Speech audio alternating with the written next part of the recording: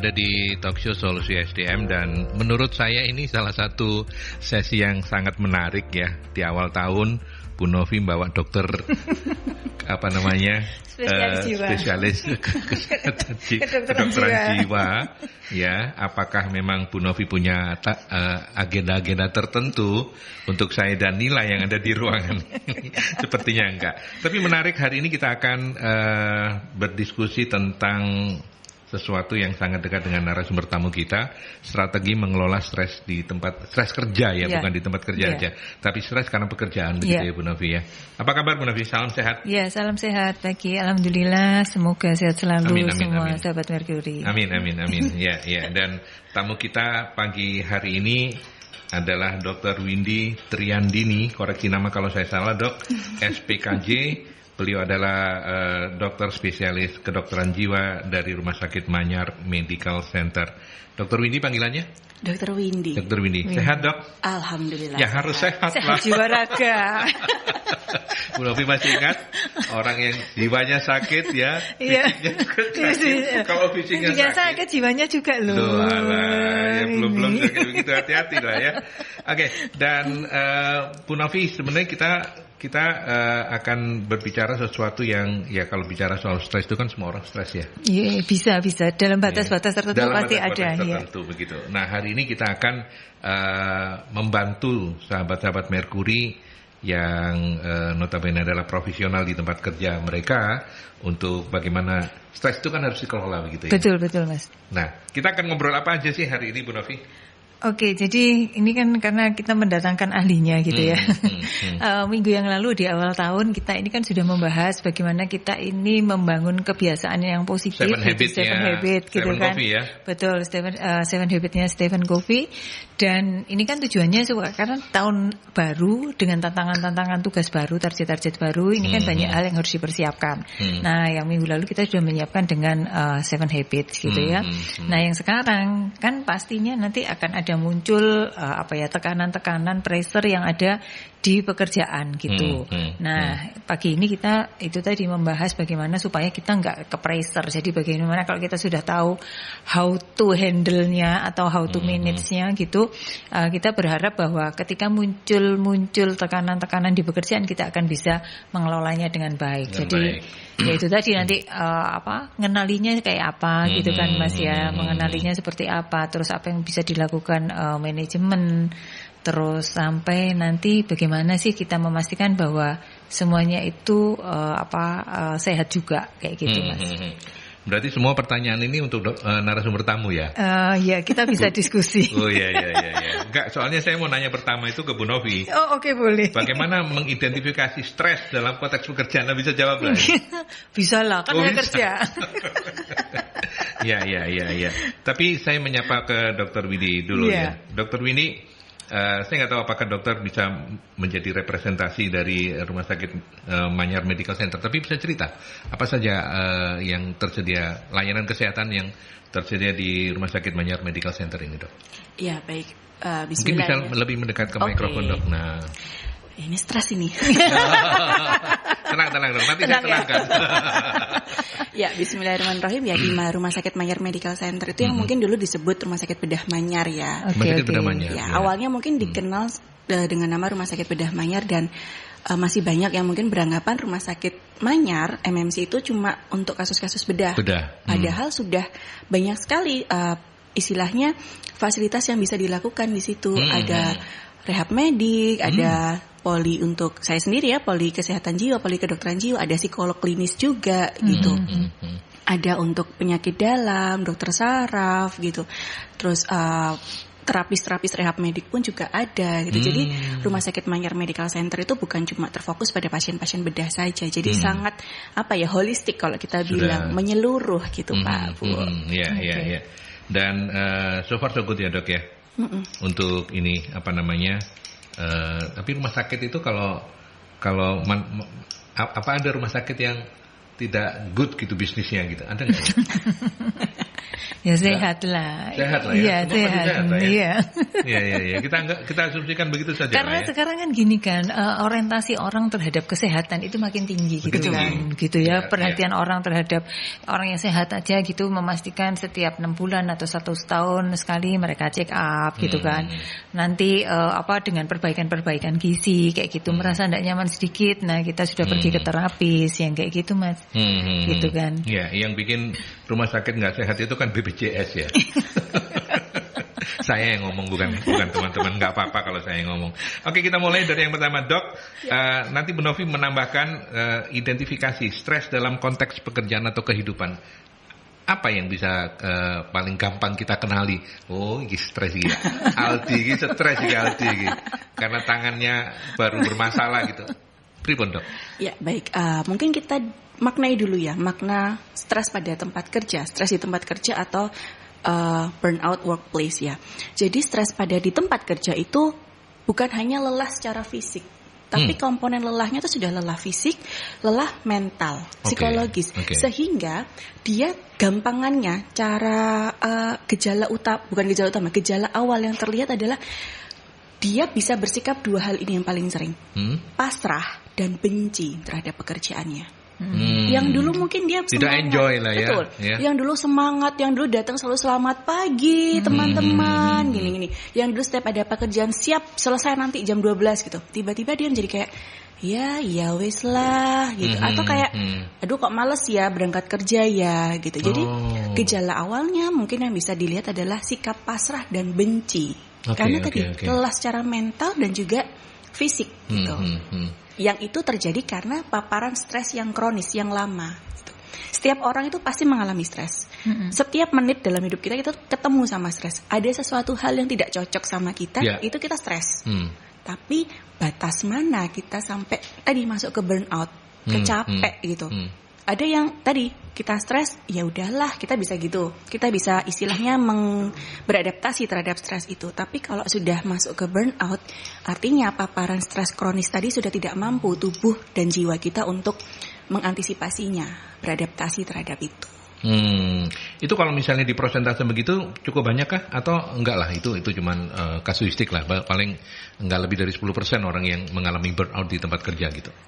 Sedihnya burnout itu banyak Pak Aldi. Ya. Banyak ya? Betul.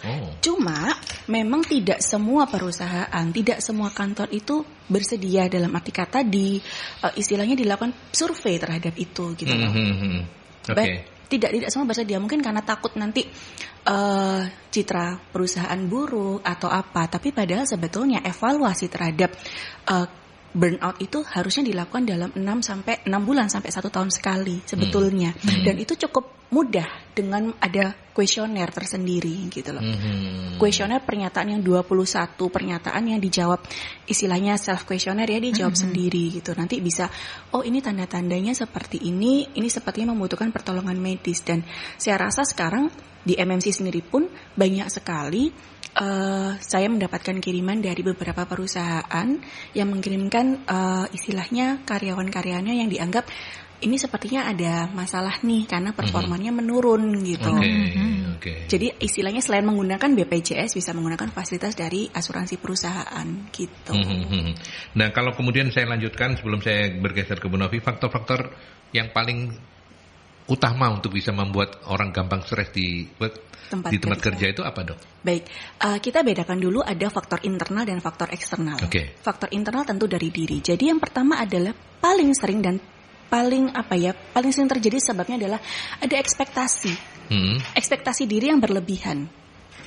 Terhadap pekerjaannya, terhadap hasil. Jadi terhadap mungkin dia seorang yang perfeksionis gitu. Dia terbiasa untuk mengerjakan segala sesuatu tuh nilainya harus excellent. Excellent buat dia. Gitu. Ketika dia mengerjakan hanya baik saja atau well saja, dia nggak bisa, nggak mau. Akhirnya lama-lama stres, capek. Nah, kemudian selain ada ambisi untuk dapat apresiasi dari orang lain, dari atasan. Kan senang ya kita, kerjaanmu bagus loh gitu. Kita kan akan semakin semangat. Lama-lama kita capek. Ketika mungkin ada manusia itu kan tidak bisa ya selalu performanya 100%. Ketika performa kita turun ke 90 dan hasil kita tidak 100%, mungkin atasan kayak kok kerjaanmu gini sih gitu. Nah, Ketika kita tidak mendapatkan apresiasi itu, kita down. Itu. Jadi adanya ambisi dan keinginan untuk selalu divalidasi, apresiasi itu. Kemudian yes man syndrome. Ini yang kedua, people pleasure. Kabeh diiyain. Semua diiyakan. Semua harus ketika teman nyuruh ini, ya. Ketika atasan nyuruh ini, oke, aku kerjakan itu. Tidak bisa membuat batasan bahwa ini kerjaanku masih cukup banyak. Nanti dulu ya kamu. Itu kan bukan tugasku ya, itu kan tugasmu. Yang ketiga adalah ketidakmampuan kita untuk mendelegasikan.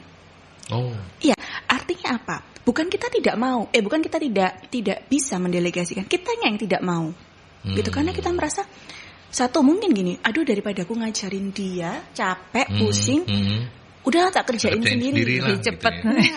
Kita berpikir lebih cepat. Nah, padahal semakin lama itu akan membuat kita capek tanpa kita sadari. Itu betul, 3 penyebab utama dari faktor internal.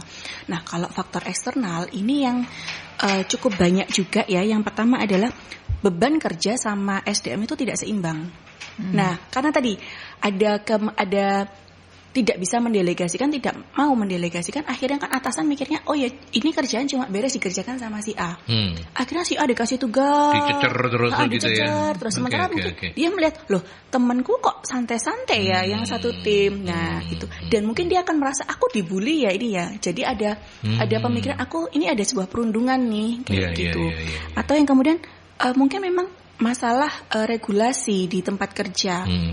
Masalah komunikasi yang tidak efektif, tidak bisa bekerja sama dalam tim itu nggak solid gitu, tidak ada social support maksudnya ya karena tidak mampu bekerja dalam tim atau tim itu mungkin tidak mampu saling mendorong atau menguatkan, akhirnya jadinya burnout, stres gitu. Nah kemudian yang terakhir mungkin simple ya, tidak ada pujian, minim pujian. Jadi atasan cuma kamu kerjain ini atau teman kamu kerjakan ini, ketika kita sudah selesai mungkin kata terima kasih pun tidak didapatkan, sehingga tidak ada, dia merasa oh aku tidak diapresiasi ya gitu. Dan berarti, minim promosi Pak. Minim promosi juga ya. Minim promosi itu. Makanya saya itu mempromosikan MSI terus. Nggak beda ya. Bu Novi menambahkan dari pengalaman selama ini. Tapi Bu Novi sendiri stresnya karena apa? Nggak bisa mendelegasikan. Karena nanya kelamaan tadi gitu. Langsung itu ya Pak ya. Iya. Ini bos yang pasti stresnya karena pendelegasian itu pasti nih. Kalau bos ini. Kalau pengamatan saya nih, kalau tadi mungkin yang pertama tadi apa yang kita bisa mengidentifikasi seorang kira-kira stres atau enggak tadi. Mungkin yang pertanyaan pertama tadi.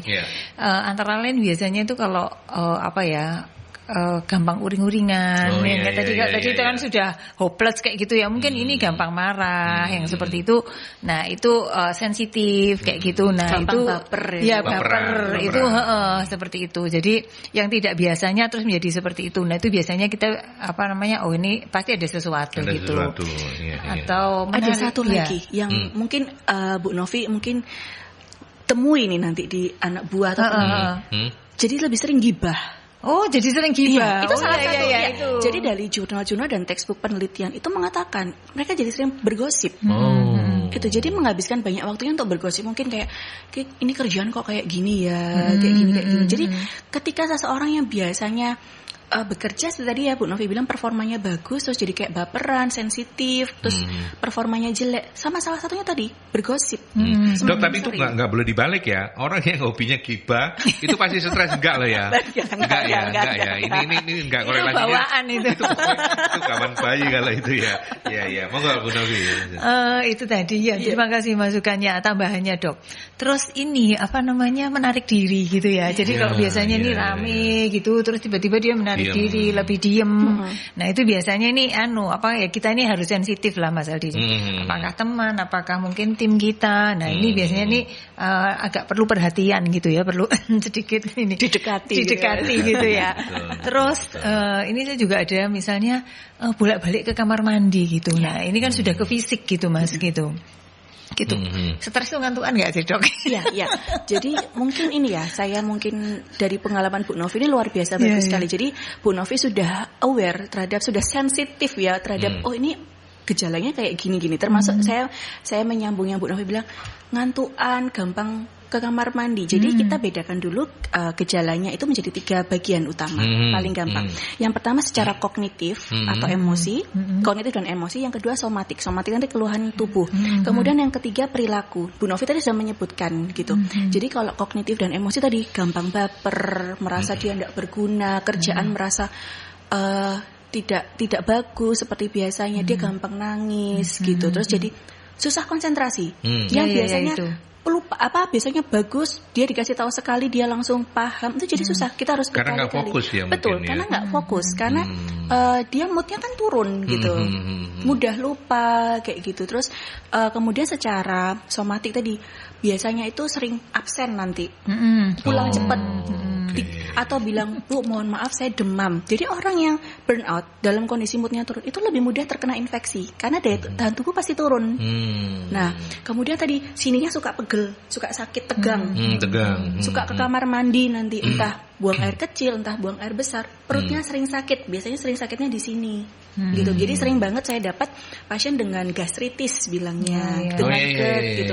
Ternyata setelah dari dokter penyakit dalam mengevaluasi ini arahnya ke psikologis, akhirnya dikonsulkan ke saya. Terus kemudian perilaku itu ya tadi jadi mudah kayak gampang marah, menarik diri gitu. Terus jadi kayak nggak mau menyapa teman-temannya lagi gitu. Terus performanya menurun jelas. Jadi itu salah satu indikator awal ke produktivitas. Jadi dia misalnya kita kasih tugas yang biasanya dia lakukan, kemudian performanya tidak sebaik biasanya, kita sudah harus sadar ini pasti ada sesuatu dalam diri dia. Itu. Jadi itu tadi Bu Novi sangat sensitif terhadap perubahan-perubahan dari karyawan-karyawannya, itu luar biasa, Bu. Dulu S1-nya kan mau ke dokteran ya. Terus enggak ya, tapi pointer Bu Novi itu pointer memang. Iya, tepuk tangan dulu. Tepuk tangan kecil apresiasi, saja. Apresiasi. Saya tepuk tangan besar enggak bisa, jadi tepuk tangan kecil aja. Kita ke iklan dulu ya. Nanti kita lanjutkan kembali. Kita lanjutkan, dan sahabat Merkuri Anda boleh loh sharing-sharing mumpung kita ada pakarnya gitu ya, ada Dr. Windy Triandini dan juga ada Bu Novi dari MSI. Silakan di 0315620096 atau juga melalui line telepon yang lain 5679696 atau melalui WhatsApp juga boleh di 0817300096. Tadi kita sudah banyak mendapatkan penjelasan termasuk di tambahi oleh bakal dokter kita Bu Novi gitu ya. Jangan gitu. Identifikasi. Nanti stres loh ini. Ya kita mau lihat kalau Bu Novi stres kayak gimana. Terus misalnya stresnya bagi-bagi apa, kue gitu. Apalah gitu kan seneng gitu. Enggak, tapi kita sudah tahu apa namanya, bagaimana mengenali paling mudah dari mengidentifikasi stres itu, faktor-faktornya apa saja. Nah sekarang kita akan mulai masuk ke bagaimana kemudian manajemen bisa membantu karyawan-karyawannya itu dalam mengelola. Karena mengelola stres ini memang tidak bisa dilakukan oleh orang lain ya, harus dirinya sendiri ya Dok. Atau gimana pengertiannya Dok? Baik, jadi stres itu kita bilang ada namanya metode stress intelligence ya, kepintaran mengelola dalam stres. Jadi yang pertama adalah kita harus menyadari dulu, mengidentifikasi sumber stres kita apa. Kita stresnya tuh sama apa, triggernya apa. Nah, kemudian ketika kita stres, apa respon tubuh dan psikologis kita. Mungkin pada beberapa orang ketika dia stres, dia justru olahraga, semakin sering nge-gym, semakin sering lari gitu. Ada beberapa orang yang ketika dia stres, dia mengurung diri, motong gitu loh. Ada yang udah stres, wes aku pergi healing. Lama-lama dia hilang gitu kan. Nggak balik gitu ke kantor gitu. Jadi kenali dulu, identifikasi dulu apa sih trigger point kita stresnya karena apa, respon kita apa. Nah, apa yang membuat kita bisa meredakan itu? Biasanya setiap orang tuh punya metode. Emang ada Dok orang yang apa namanya tidak mau mengakui bahwa kalau dia meskipun kita dokter tahu ini stres, tapi ditanya kamu stres ya? Enggak, itu ada ya? Ada banyak Pak. Oh banyak banget ya. Karena mungkin konotasinya kalau stres itu negatif ya, selalu negatif gitu ya. Gangguan jiwa gitu ya mungkin ya. Ya rentan mentalnya kayak gitu-gitulah. Anggapan gini, kita masih hidup di era di mana stigma itu masih tinggi ya. Jadi ketika kita tadi kita mau ke kontrol ke psikiater, kita dianggap kamu gila ya, kamu bermasalah ya, kamu lemah. Orang yang dengan stres, orang yang depresi, cemas itu udah dianggap kurang sholat, kurang iman, kurang ke gereja, kurang berdoa dan sebagainya. Jadi mau ndak mau seseorang yang mungkin value-nya adalah tidak tahan terhadap konotasi negatif, dilabeling, dia mengatakan enggak, aku enggak apa-apa kok, aku baik-baik saja, aku rapopo, koencana gitu-gitu. Padahal aslinya di dalam dirinya itu sudah babak belur, setengah mati, dan itu sebetulnya memperberat dari kondisi dan gejala dari stresnya. Seringkali orang yang stres ketika dia tidak mau mengakui, dia enggak tahu loh kalau dia sudah bersikap tidak seperti dia biasanya. Denial gitu ya. Yang nanti yang sadar tuh justru orang lain sekitarnya. Yang melihat, yang mungkin kena imbasnya. Yang kena imbasnya, gitu. Betul. Jadi banyak Pak dia nggak mau ngaku stres. Walah, iya ya. Mungkin saya juga ya. Nah itu. Bisa dites tadi. Bisa nanti Poli MMC saya Senin dan Jumat ya, sekalian promosi. Kok mengerikan ya. Nil, kamu ikut Nil. Oh, Nil ada ikut ya. Kalau tadi ini aja kuesionernya benar tadi loh. Iya. Itu cukup Bu Novi aja. Kita coba tes ya, bukan tes. Kita coba untuk menjawab pertanyaan-pertanyaan. Kebetulan ada Bu Vita yang sudah masuk melalui WhatsApp ini, teman-teman. Pertanyaan begini, sebenarnya bekerja itu menyenangkan bertemu teman-teman, tapi bagaimana mengatasi owner yang perfeksionis, yang segala sesuatu dilakukan karyawan itu dianggap kurang maksimal, padahal owner sendiri sepertinya kurang fokus. Bagaimana mengatasi ini? Apa yang karyawan bisa lakukan? Nah ini karyawan bilang saling menilai ya. Iya, karyawan bilang ownernya nggak fokus, ownernya bilang ini karena nggak fokus nggak maksimal gitu. Nah, gimana? Ke Bu Novi dulu atau ke Dr. Windy? Boleh. Mungkin saya jawab dulu ya. Iya, Bu Novi dulu ya. Saya pernah mengalami bekerja dengan bos yang sangat perfect gitu ya. Sangat perfect banget. Semua yang dikerjakan harus 100% right kayak gitu. Tetapi sebenarnya persepsi kita terhadap bagaimana cara bekerja atau cara menyelesaikan hasil dari itu pekerjaan yang diberikan itu sangat penting. Karena kalau kita tahu istilahnya kita sendiri sudah punya pemahaman yang tepat tentang menyelesaikan pekerjaan harus seperti apa, maka kita akan berorientasi menyelesaikannya seperti itu gitu. Jadi ketika menyelesaikan dalam prosesnya kita ini sudah dengan kalau misalnya orang catur itu sudah bukan hanya ngerjakan aja satu langkah, tetapi 2, 3, 4, 5 langkah selanjutnya kita sudah harus masukkan di dalam pekerjaan yang kita selesaikan gitu. Jadi misalnya bikin analisa atau bikin report bukan hanya yang berdasarkan pekerjaannya saja gitu, tetapi ada hal-hal lain yang mungkin tidak terdokumentasi secara fisik kayak gitu, tetapi kita tangkap kayak gitu. Nah itu kita masukkan. Terus misalnya kemudian rekomendasinya apa kayak gitu kan.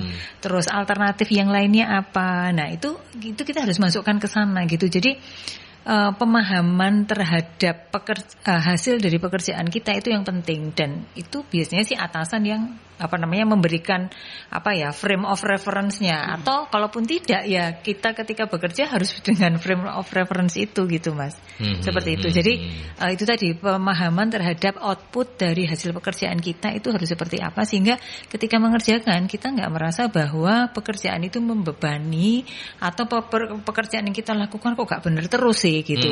Karena memang sebenarnya harapannya si ownernya atau bosnya atau pimpinannya sebenarnya mengerjakannya bukan hanya yang kamu lihat tok ini gitu, tetapi ada hal lain yang harus dikaitkan kayak gitu Mas. Oke, mungkin itu salah satu di antaranya. Nah, sekarang kita lihat dari sisi kedokterannya seperti apa ini.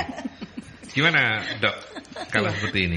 Yang tadi disebutkan Bu Novi itu sudah menjawab sebetulnya. Jadi gini, kalau saya mungkin menyimpulkan ya, menyederhanakan, ketika kita merasa kerjaan kita tuh tidak seperti maunya bos, artinya kan ada kesenjangan, ada tidak sama persepsi kita. Betul. Nah tadi kan mengatakan bos itu sering tidak fokus. Mungkin sebenarnya gini, ini yang sering kali budaya asertif ya, budaya kita berani untuk berbicara, berani untuk bertanya, itu seringkali dianggap tabu. Padahal sebetulnya itu perlu, itu bagian dari komunikasi, bagian dari regulasi dalam bekerja secara tim. Ketika misalnya kita dikasih tugas A, kita dengarkan dulu bos itu mintanya apa. Kemudian ketika kita tidak paham, ketika kita punya ini, kita sampaikan dulu, Pak, Bu, berarti maksudnya ini ya. Konfirmasi gitu loh. Kita kadang-kadang sukanya, ya wis lah tak garap dulu, nanti apa jaring kok gitu. Padahal sebetulnya itu gini, saya tidak menyalahkan itu, tapi pada beberapa kasus ketika kita membiasakan seperti itu, kita mengerjakan yang kita tidak tahu, kita bingung, kita capek. Itu yang menjadi awal mula nanti burnout. Kayak tadi, frame of reference-nya nggak ketemu nih, nggak sama. Maunya bos apa, maunya pekerja. Jadi anak buahnya ngerjainnya gimana. Jadi kita belajar untuk asertif, kita belajar untuk komunikasi. Pak, Bu, saya mohon waktunya, saya nggak paham. Ini maksudnya begini ya, Bu ya. Kerjakan ini. Nanti saya tambahkan ini bagaimana. Jadi ada proses diskusi. Jadi bos itu ngerti, bosnya juga jadi ikut fokus lagi nih. Bosnya jadi ikut fokus. Oh iya, oh ini ya maksudnya mau ngerjakan ini ya, iya gitu. Jadi tadi kita belajar untuk asertif, kita belajar untuk komunikasi. Ini yang rata-rata menjadi salah satu sifat atau budaya masyarakat Asia. Bukan cuma Indonesia ya? Bukan cuma Indonesia, Asia. Jadi orang timur katanya. Orang timur, enggak cuma Indonesia. Budaya orang Asia kurang berani untuk asertif, kurang berani untuk berkomunikasi, gitu loh. Padahal kalau kita nggak tahu jalan, kita tanya ya. Ya itu sama kayak gitu. Nah, ketika yang dimau bos itu nggak nyampe ke ke anak buah, dan anak buah merasa bos ini nggak paham, tidak menghargai hasil kerjaku, padahal sebetulnya karena mereka tidak satu frekuensi. Nah, artinya ada kesenjangan di situ.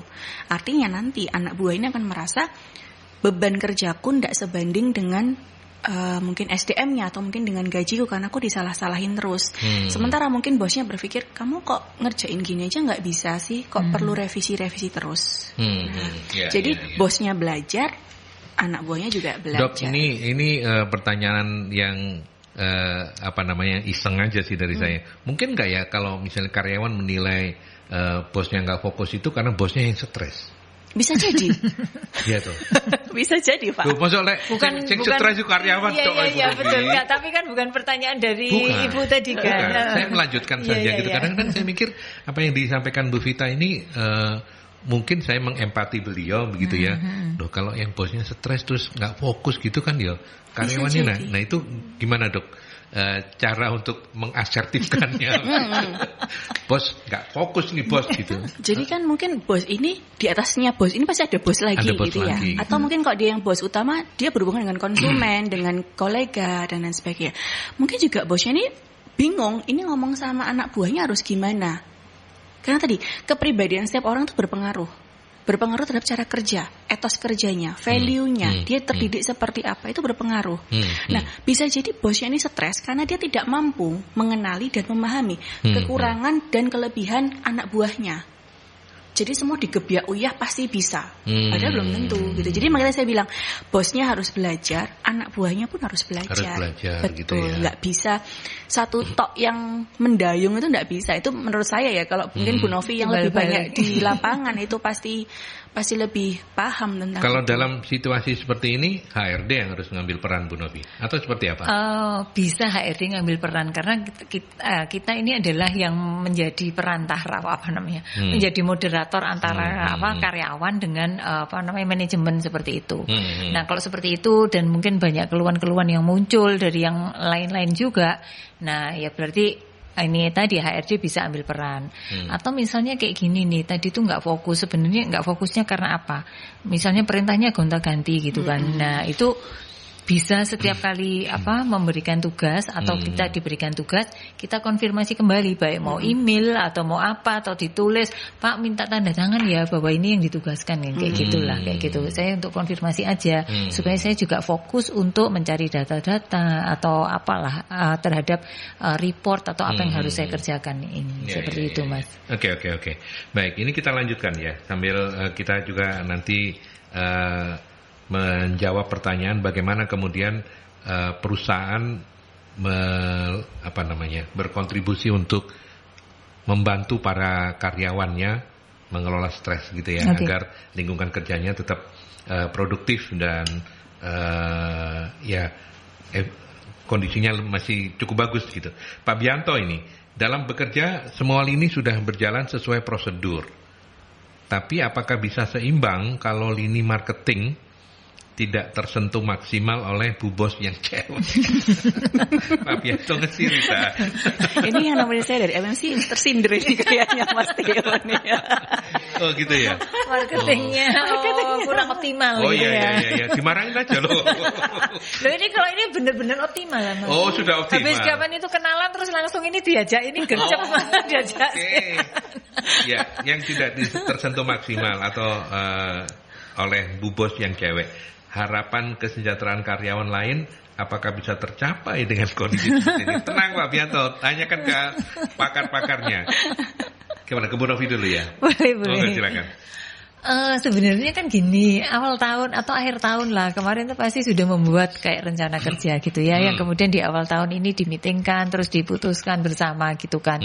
Nah ini kan ngeling tuh Mas, apa namanya, antara apa yang ingin target yang ingin dicapai terus kemudian dengan operasionalnya kita gitu. Artinya ketika targetnya mau apalah perluasan, peningkatan pertumbuhan omset yang seperti itu, penambahan produk-produk baru seperti itu. Nah ini kan pasti dimulainya dari mana? Ini kalau produksi atau apapun ini nggak bisa nyiapin barang kalau marketingnya ini nggak jalan kan kayak gitu. Nah di awal itu mungkin sebelum akhirnya menjadi pertanyaan seperti ini, itu tadi meeting marketingnya seperti apa gitu kan? Ini kan ada kalau katakan ini ada presidirnya lah kayak gitu ya, Bu Bos yang Bu Bos itu ya perempuan ya. Iya. Bu Bosnya ini pasti kan juga bisa ditanya tentang program marketingnya apa gitu kan. Nah kalau mungkin ya sudahlah hanya karena diberikan tugas gitu ya, artinya ya wis lah ini pokoknya megang Bu Bos gitu ya marketing, tapi mungkin fungsinya tidak terlalu jalan. Ya harus menunjuk orang yang memang benar-benar bisa menjalankan peran itu dengan backup Bu Bosnya tadi. Karena ini tadi kan gitu, mungkin ada hal-hal yang berkaitan dengan pendanaan, terus relasi dengan keputusan-keputusan yang tadilah melibatkan klien-klien lama seperti itu. Nah, ini harus memang tetap ada di Bu Bos gitu kan. Karena gini Mas, fungsi yang biasanya dipegang sendiri oleh owner kalau di perusahaan itu adalah keuangan selain marketing. Marketing karena ya itu tadi cuannya kita di sana dari customer yang harus loyal sama kita, yang kita pegang sendiri gitu kan. Kalau ini dikasihkan ini manajernya atau direktur pemasarannya, lah suatu ketika dia resign kan customernya transmigrasi semua. Nah tadi itu mungkin karena itu, tapi harus punya backup orang yang memang benar-benar expert di sana. Jadi orang-orang benar-benar kompeten untuk menjalankan di fungsi marketingnya kayak gitu Mas. Tadi itu dengan tujuan bahwa mungkin karena ini ada customer yang harus dijaga seperti itu, sehingga itu atau keputusan diskon dan sebagainya yang kayak gitulah Mas. Itu yang memang harus masih dalam kendali owner. Nah, tapi yang tadi itu untuk operasionalnya harus ada orang yang benar-benar jago. Ya. Gitu. Saya ke Dr. Windy sesuai dengan spesialisasi beliau, Dok. Pertanyaan-pertanyaan seperti Pak Bianto begini ini kan memang mudah sekali memicu stres ya. Karena dia ngelihat, aku wis habis-habisan titik darah gitu ya. Nah, marketingnya lah kok kayak gitu-gitu aja gitu loh. Nah, bagaimana kemudian menasehati atau memberikan nasihat-nasihat baik untuk, bukan ke Pak Bianto ya, bukan ke Anda ya Pak ya, tapi ke pertanyaan-pertanyaan yang seperti ini begitu. Iya, jadi memang banyak sekali pasien-pasien dan teman-teman, curhatan teman-teman saya yang bekerja di luar dunia medis itu seperti ini gitu.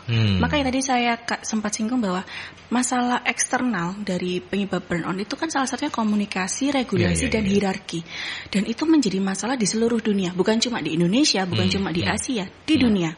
Pekerjaan itu bentroknya dengan 3 hal itu. Antar satu tim mungkin tidak solid, komunikasi yang nggak jalan seperti yang tadi Bu Novi sampaikan di lapangan. Artinya apa? Ada keinginan kita, ada ekspektasi kita yang nggak ketemu. Nah, ekspektasi kita ini apa dulu nih? Sesuai nggak? Kadang itu kita saya maunya karena dari keuangan kita sudah menganggarkan sekian, marketing itu bisa fokus sama apa ini, sudah bisa patuh sama anggaran keuangan saya. Padahal mungkin menurut marketing ini bisa dilonggarkan sedikit atau dikurangi dengan mengambil ini. Nah, ketika ekspektasi dari tim keuangan mungkin dengan tim marketing nggak sama, tim keuangannya marah, menjadi beban stres. Nah, Kenapa manusia itu mudah stres? Karena tadi salah satunya ekspektasinya nggak ketemu. Kita hidup dengan ekspektasi. Mungkin ekspektasi dari bos yang ini ya anggarannya dikurangi 10% nih, tapi maunya jadinya 15%. Itu kan kayak kita jadi Bandung Bondowoso ya kayaknya ya bikin candi gitu, kayak nggak mungkin gitu.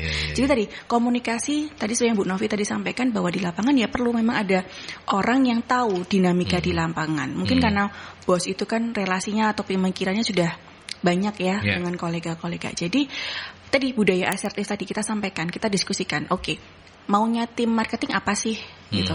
Maunya apa? Kita lihat dalam batasan kita sebagai misalnya dari tim keuangan, bisa nggak tim keuangan mengakomodir itu? Kalau nggak bisa, apa jalan keluarnya? Jadi mau nggak mau bukan kayak ya tim marketing yang butuh ya tim marketing yang harus ke keuangan lah gitu, atau bukan kayak kan keuangan yang butuh ini bermasalah, ya udah keuangan yang ke marketing, enggak, tapi sama-sama. Nah, itu memang diperlukan perannya, pengendalinya siapa? Ya ownernya, minimal ketua timnya ya kalau tidak dalam perusahaan besar, misalnya dalam rapat kecil gitu. Dan itu masih menjadi kita tuh susahnya Pak Aldi ya. Kita punya budaya sungkan. Iya. Aduh, ojo wis engko sakit hati, engko gini. Nah, masalahnya kan bendol mburi ya. Betul. Bendol mburi ketika ada masalah salah-salahan. Lah stres semua, enggak cuma tim marketing atau tim keuangan, semua stres gitu. Nah, jadi ya tadi salah satunya budaya asertif itu harus kita giatkan gitu loh. Ya, oke. Nanti kita akan lengkapi selain asertif apalagi yang harus disiapkan oleh perusahaan untuk bisa mengurangi kemungkinan munculnya stres di tingkat di pekerjaan. Tapi kita ke iklan dulu. Kita lanjutkan kembali. Saya ke Bu Novi. Bu Novi, sekarang saatnya untuk kita belajar bagaimana kemudian saya percaya yang mendengarkan kita ini banyak teman-teman HRD ya, yang ingin belajar juga untuk melakukan tindakan-tindakan preventif daripada kuratif ya. Betul, preventif itu penting Pak. Preventif itu penting. Kalau kuratif biasanya sudah pakai obat. Nah, makanya itu. Nah, sekarang tapi ada Pak Effendi yang harus saya baca dulu. Kita ke Pak Effendi. Bagaimana kalau bos merasa tim marketing sudah baik-baik saja dan sudah berjalan sesuai rule-nya, tapi divisi lain merasa kalau tim marketing kurang gercep dan hasilnya kurang maksimal?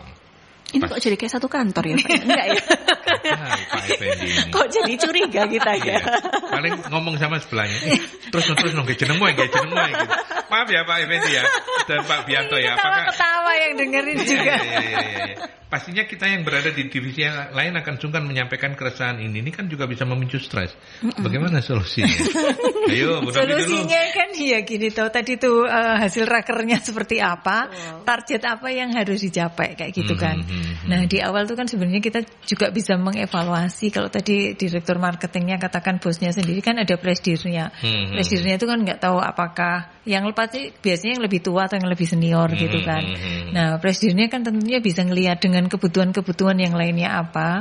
Tentunya ini kebutuhan pasokan pesanannya, ordernya harus berapa gitu kan. Seperti itu. Nah, kalau itu tadi melihat kembali di rencana tahun 2024-nya ini program kerjanya seperti apa. Nah, kalau program kerjanya ternyata kok marketingnya cuma gini-gini aja gitu. Gini-gini aja itu maksudnya itu apakah sebenarnya sudah diusahakan, sudah berjalan tapi tidak ada hasilnya, ataukah mungkin programnya itu tidak sesuai, tidak relevan dengan apa yang ingin dicapai kayak gitu loh. Atau barangkali begini ya, karena marketing itu kan selalu kaitannya dengan revenue ya. Mungkin secara rule of regulationnya dia udah berjalan sesuai. Tapi duitnya nggak datang. Duitnya nggak masuk-masuk. Cuannya nggak masuk gitu. Iya, marketing nggak kerja tapi benar. Oh gitu. Ganti orang sudah. Oh, ganti orang. Oh, catat nih. Ganti orang kata Bu Novi. Ya enggak, maksudnya tadi kalau nggak bisa dibina, ya kan? Iya, dibinasakan ya. Wah, lo Bu Novi lo. Apakah ini pertanda stres, dokter? Kan alternatifnya tadi yang pertama sudah ya. Jadi cari orang yang lebih kompeten gitu kan. Terus kalau maksudnya kan ini berharap bahwa betul. Atau ini orang kompeten ini alternatif kedua, pertamanya tadi itu dibina dulu gitu. Dibina dulu. Kalau enggak diganti dengan orang yang kompeten. Ya, pal-palan aja bisa diganti kok ya. Gimana kalau dari visinya Dr. Windy nih? Ganti orang juga, Dok? Saya kok agak takut ya, kalau tidak bisa dibinasakan. Makanya kami berdua ini malah saya yang beri stres ya. Dibiasanakan tuh bukan kayak nyamuk gitu ya, dinyet gitu bukan ya. Bukan. Baik, ini inspirasi saya karena saya pandangannya ke sini ya, bukan ke Pak Aldi ya. Ada ini, kehidupan seperti papan catur, jika tiada strategi kita kalah. Betul. Berarti harus menstrategikan sesuatu ya. Jadi gini, ini kan satu perusahaan nih, walaupun divisinya berbeda, keuangan dan marketing. Harusnya itu kan berjalan selaras ya, kayak tangan dan kaki gitu ya. Nah, apakah mungkin ada keinginan dari departemen tertentu bahwa departemenku harus lebih unggul? Nah, kalau ada keinginan seperti itu jelas itu akan merugikan dalam perusahaan, karena kan jadi maunya nggak bisa selaras kan, kalah menang nantinya. Iya, kalah menang, padahal sebetulnya ini kan saling mendukung. Mungkin tadi yang saya Bu Novi katakan, jangan-jangan marketing itu sudah bekerja, cuma mungkin ini tidak memenuhi ekspektasi keuangan gitu loh. Atau yang sebaliknya, keuangan sudah bekerja tapi marketing maunya lain gitu loh. Jadi ini kan strateginya nggak ada nih. Nah, ya itu nih, kehidupan seperti papan catur, jika tiada strategi kita kalah. Kan catur itu kan yang bidak nanti ngalahin siapa, yang kuda ngalahin siapa gitu kan. Jadi saya merasa kalau kayak ini, yang saya tangkap ya dari kalimat tadi itu ada pertanyaan, ini kok kayaknya antar atau antar depan kok kayak saingan gitu loh. Kayak saingan, betul. Berarti Pak Effendi, nasihat terbaik dari Dr. Windy adalah ya monggo distrategikan melalui apa ya. Kalau mau ada budaya raker ya raker, kalau budaya oteng ya oteng, healing ya jangan sering-sering nanti hilang. Sebenarnya simple tuh bisa kan ada pantry ya kalau di kantor ya gitu. Ngobrol aja sambil minum teh. Gitu enak-enakan ya, santai-santai gitu ya. Enak iki opo yo Pak yo gitu. Perkara misalnya lagi ada proyek nih. Proyek biar goal ya apa ya Pak ya, kok keuangan rasanya nggak nutut ya. Kira-kira saran dari tim marketing gimana gitu. Jadi jangan malu untuk meminta saran dari departemen lain. Mungkin mereka punya pengalaman gitu loh. Kita kan kadang-kadang ya aku tim keuangan aku yang paling paham. Udah belum tentu. Bisa jadi tim marketing punya pengalaman mentok di dana sekian gitu. Jadi itu tadi strateginya bisa dari seperti itu. Dok, gitu. Kalau soal mengelola stres ini ya, ini kaitan lebih lanjutnya begitu. Yang paling sederhana yang bisa dilakukan, apakah misalnya pokoknya seminggu 3 kali kita pagi-pagi senam gitu ya, atau apa kegiatan fisik apa biar nggak stres gitu, atau seperti apa yang terbaik? Yang pertama paling dasar dan sering dilupakan, padahal ini penting, mencukupkan nutrisi, makan yang normal. Makan yang normal maksudnya apa? Kita kalau kerja seringkali makannya di rapel jadi satu, atau pas sibuk gitu ya, atau kita ngerjain sesuatu sambil makan gitu kan. Itu nggak sehat.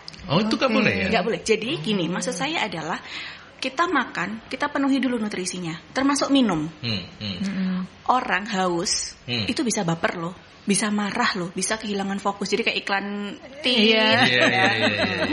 kurang alhamdulillah ya, tidak menyebut merek ya.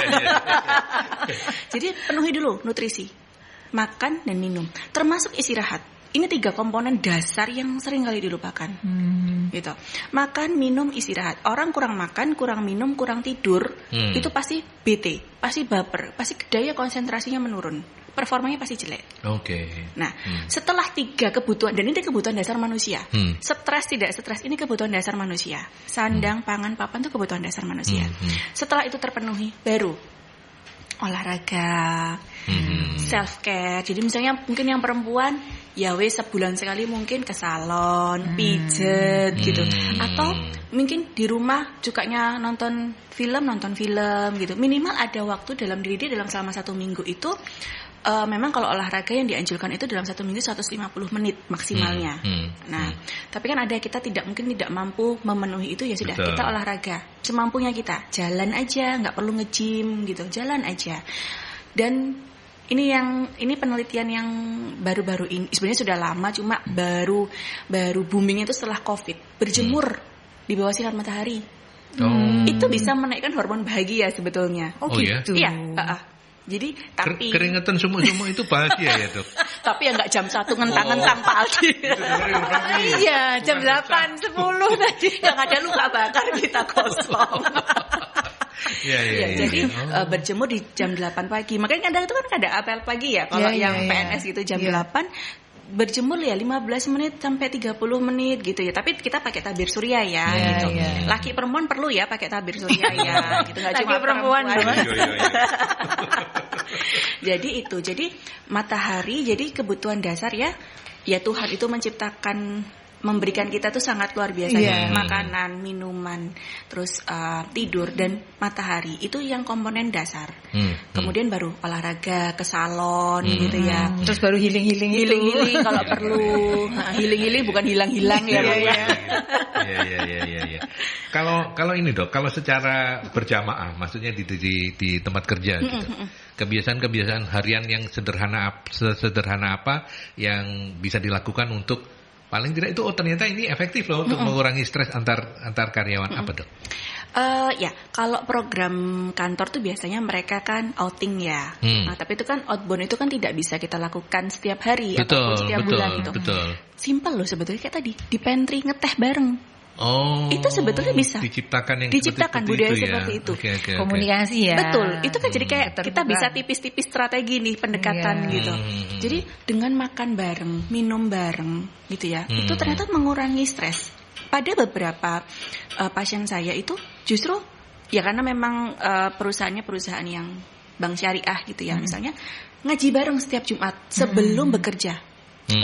Itu ternyata merekatkan mereka dan juga menurunkan stres. Jadi kita, saya memaafkan dia pernah kayaknya nggak cocok dia sama saya di ini, tapi dia bagusnya di sini gitu. Jadi hal simple sebetulnya, tidak harus outbound, tidak harus outing bareng, enggak. Makan. Dan ada satu aturan, ternyata saya mencoba di sebuah perusahaan dan ternyata ini bekerja. Dalam satu minggu, misalnya di hari Jumat atau di hari Kamis gitu, ada makan siang bersama. Tapi handphone diletakkan di tengah. Jadi nggak boleh diganggu. Jadi nggak boleh main handphone. Nggak boleh main handphone. Jadi ketika 1 jam itu kita makan bersama, kita ngobrol. 1, tidak terdistraksi handphone. 2, obrolan di luar pekerjaan. Tidak boleh ada obrolan tidak boleh ada 2 itu. Jadi kalau ada 1 yang melanggar, gitu ya, 1 yang melanggar, ada hukuman yang kecil-kecilan. Entah dia disuruh nyanyi, gitu. Entah disuruh nyanyi, jadi kan hiburan gitu. Entah disuruh nyanyi, entah dia berpantun atau apa. Gitu. Jadi itu kan mendisiplinkan, termasuk juga itu menurunkan RPM otak dan fisik kita. Oh ya, satu jam ini aku nggak boleh mikirin pekerjaan, termasuk bosnya. Dalam 1 jam tuh bosnya juga nggak boleh nanya, laporan ini udah selesai belum? Gitu. Jadi waktu itu saya katakan, ya Pak Bos juga sepakat ya, kalau Bapak begini, Bapak yang akan aku. Oh ya Dok, saya nggak akan pernah kayak gitu. Ternyata bosnya waktu itu nggak sengaja angkat telepon.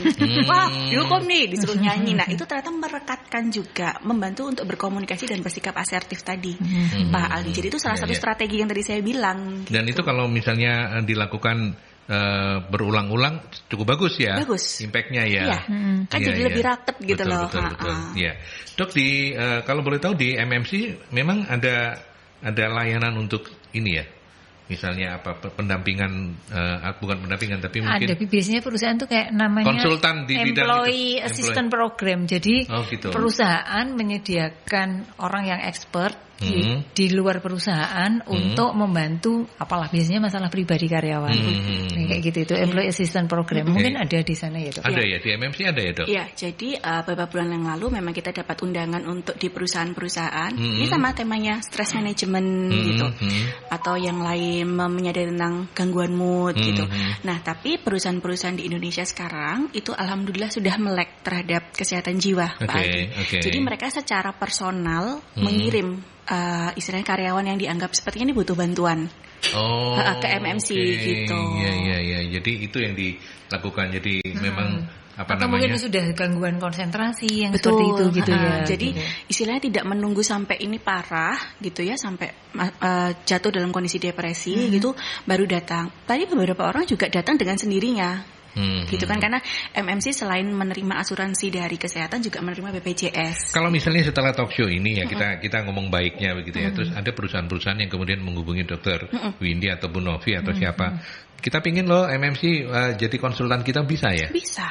Sangat nanti bisa ini ya. Ada Mas Theo yang ganteng nih. Kalau yang gitu, atur jadwal. Kalau gitu nanti Mas Theo tak manajeri lah ya. Iya betul. Pak Aldi, strategi Pak Aldi. Ya, tapi artinya MMC bisa kita support untuk itu, Pak. Ya, oke. Saya sekarang ke Bu Novi yang terakhir. dari apa yang kita diskusikan, apa yang kemudian melengkapi yang sudah disampaikan Dr. Windy, perusahaan kalau ingin membantu mengelola stres di tempat kerja seperti apa? Jadi melengkapi ya, kalau saya dari kacamata manajemennya ya Mas ya. Tadi ada beberapa hal yang memang sifatnya secara individu itu membantu karyawan. Nah, apa kalau dari saya secara manajemen, maka ini tadi meminimalkan hal-hal yang bisa menimbulkan stres atau persepsi yang berbeda. Misalnya tentang job desk mungkin tidak jelas gitu. Nah, ini kan seringkali membingungkan kayak gitu. Atau misalnya kan job desk itu juga kadang ini sudah beberapa tahun nggak direview gitu ya. Jadi kita ke orang baru ngasih job desk yang lama, ketika dia mempersepsikan dengan itu kok ada pekerjaan baru ya, ini kayaknya bukan tugas saya kayak gitu. Terus dia nggak berani nolak dan sebagainya. Nah seperti itu. Jadi tadi itu memastikan bahwa job desk-nya, uraian tugasnya itu masih tetap sesuai dengan kondisinya, sesuai dengan tuntutan ke depan gitu kan. Terus kemudian itu tadi melengkapi kompetensi karyawan. Jadi sekarang kan banyak pekerjaan-pekerjaan baru atau hal-hal baru yang mungkin di karya perusahaan kita masih banyak orang-orang lama. Nah ini kan butuh kompetensi-kompetensi baru gitu kan. Nah ini tadi memenuhi gap kompetensi tadi itu. Nah ini kita harus peka Mas Aldi gitu ya. Supaya kemudian ketika orang nggak bisa ngerjain itu karena nggak biasa bolak-balik salah dimarahi tadi kan. Seperti itu. Nah ini perusahaan harus peka. Kira-kira ini orang HR ini harus bisa mapping. Kira-kira kebutuhan kompetensi apa yang seringkali mengganggu pekerjaan. Ini kita baru aja ada satu perusahaan yang sebenarnya sederhana. Siapa nggak bisa Excel? Excel bisa kan Mas Adi? Yang MS Office itu kan. Nah ini perusahaan ini karena seringkali mengolah data dengan Excel. Dan banyak orang-orangnya itu yang ternyata mengolah Excel itu hanya beberapa orang tertentu sehingga kemudian hanya numpuk ke orang itu. Kalau ada pekerjaan-pekerjaan yang butuh Excel mesti ke orang itu gitu kan. Nah, akhirnya mereka menyelenggarakan pelatihan untuk Excel. Jadi kemampuan untuk melakukan Excel jadi yang sederhana. Mungkin jumlah, lookup, apalah yang kayak gitu-gitulah Mas Aldi. Kayak gitu yang sederhana seperti itu karena itu akan membantu orang tersebut untuk bisa mengerjakan pekerjaannya sendiri dengan mandiri sehingga nggak ngereboti orang lain, nggak membuat konflik juga kayak gitu. Itu antara lain seperti itu. Gitu. Saya balik ke Dr. Windy sebagai closing statement dari topik kita hari ini, Dok, apa yang ingin disampaikan? Monggo. Jadi stres itu perlu, Pak Aldi. Stres dalam kehidupan kita itu perlu dan tidak ada manusia yang tidak ketemu stres, itu tidak ada. Itu yang harus kita terima dulu. Stres itu perlu untuk membantu kita beradaptasi, membantu kita lebih resilient. Resilient itu mempunyai daya lenting yang lebih, daya mendalnya lebih tinggi, gitu. Nah, tetapi pengetahuan kita terhadap stres itu juga perlu, karena stres kronis yang dibiarkan akan menjadi petaka. Petaka itu bukan hanya kepada diri sendiri, tapi kepada keluarga, rekan kerja, bahkan mungkin tadi supaya tidak menjadi beban kantor. Nah, kemudian kita penuhi dulu kebutuhan dasar kita. Kalau memang waktunya kerja, tapi waktunya makan, waktunya minum, waktunya istirahat, gitu. Jangan kita jadikan ini menjadi salah satu istilahnya pemikiran patokan bahwa kalau aku nggak kerja, aku nggak berguna. Itu harus diturunkan, gitu. Gitu. Bahwa kita bekerja supaya kita bisa mencukupi beberapa kebutuhan kehidupan kita, gitu. Jadi jangan dibalik kalau konsepnya, gitu. Jadi yang saya sarankan adalah tidak ada kesehatan tanpa sehat jiwa dan tidak ada kesehatan tanpa sehat fisik. Sehat adalah jiwa dan fisik. Jiwa dan fisik. Luar biasa. Thank you, Dok. Dr. Windy Triandini, SPKJ. Saya tuh Dr. Windy Tiandini. Tian. Iya, bukan Triandini. Mohon maaf. Ini stres deh tadi ini. Menikah lo, Dok. Ayo. Bercanda ya Pak Aldi ya. Iya. Nanti dikira aku stres tidak bisa baca. Enggak ada. Saya ulangi kalau begitu karena ini closing ya. Matur nuwun Dr. Windy Tiandini, SPKJ, spesialis kedokteran jiwa dari Rumah Sakit Manyar Medical Center atau MMC, dan MMC siap untuk membantu perusahaan-perusahaan Anda. Silakan nanti bisa apa namanya Mas Theo. Mas Theo, terima kasih juga sudah bergabung. Nanti kalau ada yang nanya-nanya tak kasih kesampaian, saya nggak minta apa-apa kok. Nanti minta kartu nama sama ditulis di situ ya. Ya, tenang aja Mas Theo, saya nggak minta apa-apa. Saya cuma minta doa kesembuhan. Saya minta konsultasi aja gitu. Oke, terima kasih Mbak Winnie Mas Theo, Dr. Winnie Mas Theo, dan Bu Novi, closing statement dari MSI apa? Kalau closing statement masih kaitan dengan stres itu gini, it is not stress that kill us, but our reaction gitu. Jadi yang membunuh kita itu sebenarnya bukan stresnya, tapi reaksi kita terhadap stresnya. Gitu. Jadi itu perlu untuk mengelola persepsi kita terhadap sesuatu yang memang wajar ini membuat stres atau enggak. Karena itu tadi selalu ada cara atau strategi untuk mengatur supaya kita enggak gampang stres.